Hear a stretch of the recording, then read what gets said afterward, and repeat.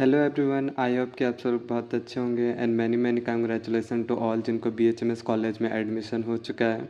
आज हम लोग जानेंगे बीएचएमएस कॉलेज के सिलेबस एंड कोर्स ड्यूरेशन। तो सबसे पहले हम लोग देखते हैं कोर्स ड्यूरेशन, जो कि 5.5 ईयर का होता है। एंड फर्स्ट ईयर जो होता है वो होता है 1.5 ईयर का। एंड जो बाकी ईयर के होते हैं वो होते हैं 1 ईयर के। एंड इंटर्नशिप भी होता है आपका 1 ईयर। तो हम लोग आज देखेंगे फर्स्ट ईयर के बीएचएमएस के सिलेबस।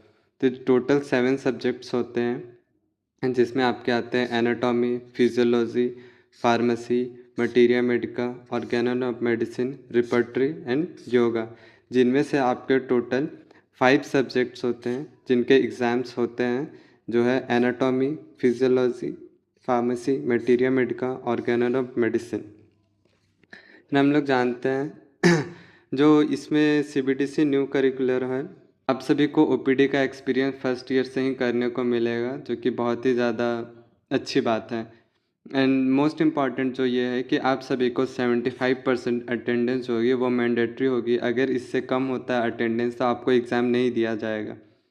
एंड नेक्स्ट आते हैं इंटरनल असेसमेंट, जिसमें 10% आपका वेटेज होता है। इसके बारे में डिटेल और जानेंगे हम, आगे बढ़ते हैं। 50% पासिंग मार्क्स होगा। अगर 50% मार्क्स से आपका कम आता है तो आप पास नहीं हो पाएंगे। इलेक्टिव ग्रेडिंग में जैसे आप सीबीएसई या फिर अदर बोर्ड से आए होंगे तो आपको पता होगा कि ग्रेडिंग क्या होती है। वैसे ही ABCD करके ग्रेडिंग है, जिसमें C इज़ मैंडेटरी फॉर पास। अगर आपका C ग्रेड नहीं आता है तो आप पास नहीं कहलाते हो। अब हम एग्ज़ाम पैटर्न के बारे में जानते हैं, जिसमें इंटरनल असेसमेंट में 10% वेटेज होता है।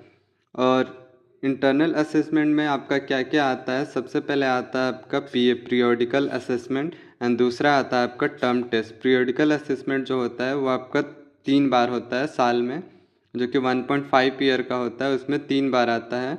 एंड टर्म टेस्ट जो होता है वो आपका 2 बार आता है, 2 बार होता है। और जो पीरियोडिकल असेसमेंट जो होता है उसमें सिर्फ आपको वाइवा एंड प्रैक्टिकल देना होता है। एंड जो टर्म टेस्ट होता है उसमें आपको थ्योरी एंड प्रैक्टिकल बोथ देना होता है।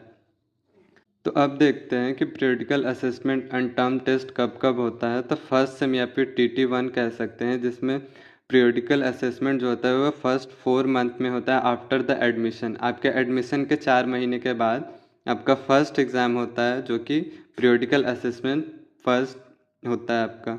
एंड सेकेंड जो होता है आपका वो 9 मंथ में होता है after the admission. And the third जो होता है आपका 14 मंथ में होता है आफ्टर एडमिशन। ये आपका पीरियोडिकल असेसमेंट का मंथ है, जो कि इन सारे मंथ में आपका टेस्ट होते हैं। एंड जो अब आते हैं हम लोग टर्म टेस्ट। टर्म टेस्ट जो होता है आपका वो 6 मंथ में होता है। एंड सेकेंड टर्म टेस्ट जो होता है वो आपका 12 मंथ में होता है। एंड जो आपका 18 मंथ में होता है वो होता है यूनिवर्सिटी एग्जामिनेशन। वो होता है आपका यूनिवर्सिटी एग्जामिनेशन।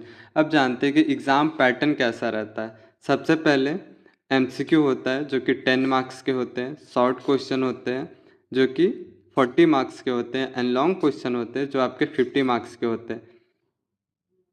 अब मार्क्स डिस्ट्रीब्यूशन के बारे में जान लेते हैं, जो कि आपके सब्जेक्ट्स पे डिपेंड करता है। जैसे कि allied subject and homeopathic subject. Allied subjects के 2 पेपर होते हैं एंड होम्योपैथिक सब्जेक्ट्स के आपके सिंगल पेपर होते हैं।